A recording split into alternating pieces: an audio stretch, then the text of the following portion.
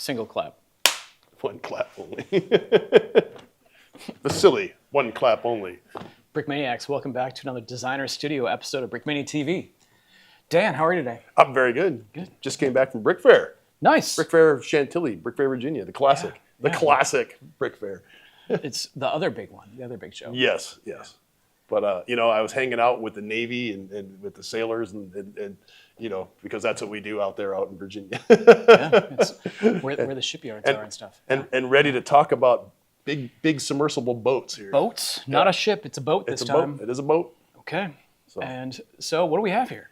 This is the USS Jimmy Carter. So it is the third and final of the Seawolf class attack submarines. Very cool. So this is a kit we put out just a little while ago. It's actually it was actually released. Yeah, we never had a chance to do this video, so here we are doing. Yeah, it's been out for a little bit, but nothing's changed. We're doing another batch, and hey, if you missed the first batch, now you have a chance to get one again. Now you actually see it on screen in its finished form. Yes. And it's a beast. This is a big kit this is of the range of things that we put out. This is a big kit. It is very large. And when I started working on this, I did not realize that this is an attack submarine. So Seawolf class attack submarines are traditionally smaller than the boomers, the big ballistic missiles. Correct. Small, light, quick. Yeah. Quiet. Super silent, grunt, they dive deep. No exception. But so back towards the end of the Cold War, the Soviet Union was starting to develop deeper diving, quieter boomers. Boomers being the subs that hold the nukes. That if you want to, part of your nuclear triad, keeping your nuclear weapons safe underwater, use a nuclear submarine that can disappear theoretically into the polar ice cap or wherever They could be anywhere at any given time. Hard to keep track of. Right. To launch their missiles on command. It keeps the other side in check. They have the same thing. The Americans have the Ohio class, the Trident missiles. The Soviets have their own. Had their own. So the next big thing was always it's an underwater arms race. Correct. So to counter the growing Soviet threat, they designed the Seawolf class submarines that were supposed to be larger, faster, deeper, bigger than anything done before by the U.S. Navy. And pretty successful at all those things. Right. Except for the cost? The cost, yes. Yeah. The Cold War ended, and suddenly, it didn't seem like such a good investment to build these gigantic, really expensive, large submarines. So they finished out the class by building 3 of them. They built 3 out of the 20-something, maybe 30 that they were planning on doing. They were going to replace all the Los Angeles class submarines with these giant submarines. So how many classes or how many boats did you build then? I built one big one, but it can be converted into the Seawolf. So you're seeing right here is the final version. This is the USS Jimmy Carter, which is about that much longer than the other 2 ships of this boats of this class. The reason being is that the United States Navy is also involved in secret underwater projects. Correct. Like tapping fiber optic cables and things like that. The things that don't really exist, but they do exist. Right. Apparently everybody's doing that kind of stuff. Just get down there with the cable and do some listening in, do some bypasses. Cut them if you're the Russians. They wouldn't need a submarine to cut them. They would just put a trawler with an anchor and drag it across the bottom. Pay off a fishing crew to go do that for you. Sacrificial fishing crew. There's stuff that happens under the water all the time. And so the USS Jimmy Carter, being the third and final of the series, was designed to replace the former spy sub, if you want to call it, of the United States Navy. This extra section in there is basically an underwater. It's a garage, so to speak, and underwater workshop. Has a garage door, in fact, that it can open up, and your little submersible vehicles or your guys could come out, or they could just park themselves on top of maybe an underwater cable or something like that, and you exit the vehicle, do extracurricular activities, extravehicular activities. Yeah. So it's like a different pressure section of the hull, correct? Right. It is actually, yeah. There is a. It's like a an air. I guess airlock sort of concept where, and there's actually not just an airlock, but they actually have pressure chambers, so that the sailors could go into these chambers and get acclimated to the different underwater pressure way down at the bottom of the ocean, at various depths. Because the other, there's if you just like went into the water very deep, you would be crushed immediately. Yeah. And then all of your internal organs and all that stuff. It wouldn't be. You have to acclimate to that certain depth. So they have all that stuff built into this secret section that's in the middle of the submarine. It's still an attack submarine. It still has torpedoes. It still has torpedoes. It can still do all the other. This being the Jimmy Carter, the biggest one, could do all of the other missions that the Sea Wolf and the USS Connecticut, which would be 21, 22, 23. It still has all those capabilities, but this one just has this extra cool section. Yep. So. Yeah, so it's a very long model, very large, but we're including all the parts to build the Jimmy Carter and the other two. Right, you can boats. Take this section out. I will show you at the end of this video how it comes apart, so you can build the other boats in the class. So you actually, this kit actually is the USS Connecticut, USS Sea Wolf, and the USS Jimmy Carter. You get one figure, and that figure is printing on torso, standard uniform parts. Right. But then we include 3 different ball caps. Right. One for each boat. Sub. Yep. And then 3 different skin tones. Is that correct? Correct. Yep. So 3 heads and 3 sets of hands. So then you also get 3 sets of numbers for the sail. Correct. And then 3 nameplates. So you could build this to any one of the 3 in the class. Yeah. Or bring your own parts, and no, there's not enough printed parts.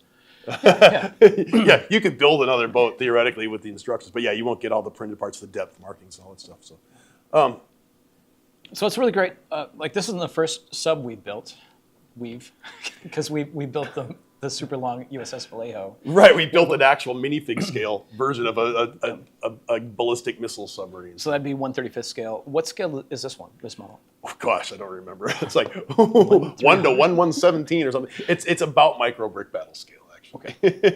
Yeah. Sorry. So yeah, in real life, this thing, this is a large boat, so it's almost the same size as a Ohio class ballistic missile submarine. It's about 800 feet long. So this is almost as long. Of course, the Connecticut and the USS Connecticut and the USS Sea Wolf are much smaller. That being said, it is a lot of the things that were developed for this went into the next class of submarines. So. Next class of submarines being the Virginia class attack submarines. You have this sort of pump jet propulsion that's this shroud in the back covers this sort of like really fancy, super advanced propeller system, impeller system. I'm not exactly sure how it works, but it's definitely a submariner could tell you, then it'd have to kill you how it works, right? Kind of thing. It's super secret. All we know is it's a pump jet propeller. Yeah. So, and apparently it's very quiet. Very quiet and also, very fast. And very fast, right? Yeah. This thing does like 28 knots underwater. In World War II, the submarines could go, like an impressive 12 knots on the surface, and when they're underwater, they could do like 7.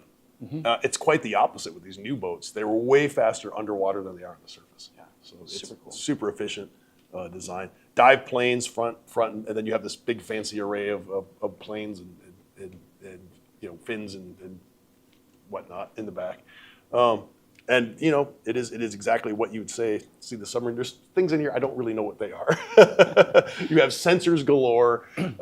There's actually little pump modules that pop out of it for maneuvering underwater, so it can stay on station even when there's underwater currents pushing it around, stuff like that. It's pretty advanced stuff. So super cool. Should we show you how it comes apart? You guys want to see it, right? Right.